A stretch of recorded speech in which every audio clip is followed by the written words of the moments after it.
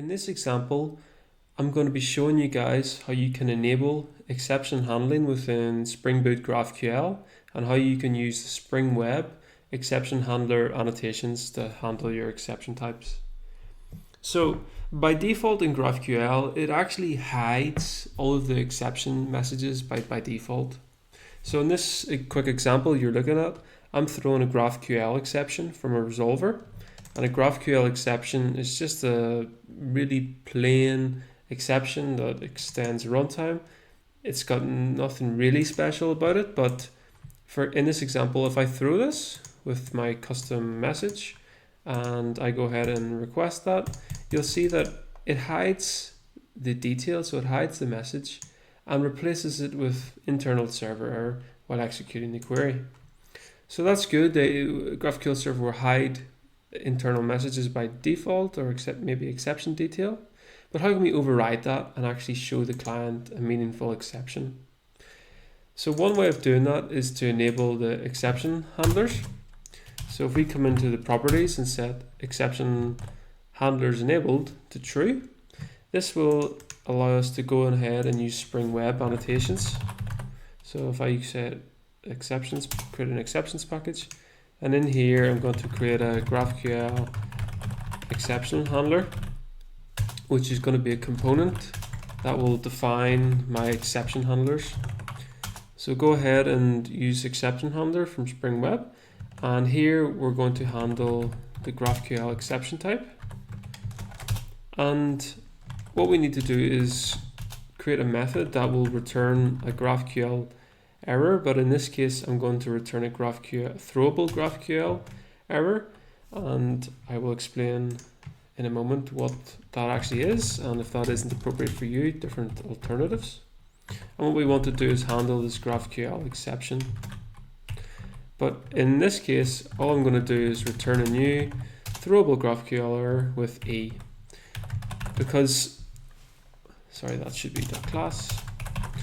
And why I return that is because in my pattern, the pattern I'm creating for this example, the GraphQL exception is an exception defined by me. So that's going to define a user appropriate message. So I can come in here and it wouldn't be SQL in this case. It would be, say, like just something like client unavailable. Client unavailable. And if we go ahead and run that, you should now see that this message is propagated just straight through to the user. Client unavailable. So you can use this method in here to change the message, add things, remove things, or maybe propagate your own exception, or you want to catch a certain kind of exception and change how the user actually sees that output. Now you have to be careful in this, because once you enable exception handlers, it's going to show all exceptions by default. So if you come in here and we throw a runtime exception and say this is a Spring exception, so can't connect the database, SQL, select is bad, blah blah blah. So if we have problem connecting database, well, as you know, most modern libraries like Spring, jooq, Hibernate, they all use runtime exceptions. So if anything goes wrong, the runtime exception is going to propagate up through the resolver, and this message will actually be shown to the user, which is something we do not want. So if I show you that,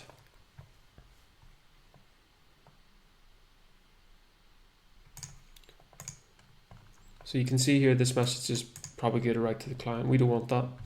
So what I recommend you do is, whenever you define the types that you want to handle here and how you actually handle them, well, then you can define another type which is going to handle the runtime exception. So this is going to handle any that actually slip through, and instead of just returning E, and it's going to take the message from me, let's just return an internal server error. So we go ahead and run that. You'll see now that it's going to be, this is the message displayed.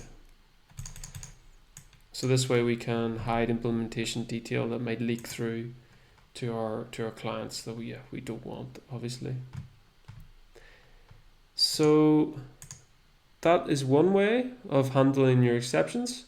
And how that actually works, I would like to show you is, if I run this in debug, and I go back,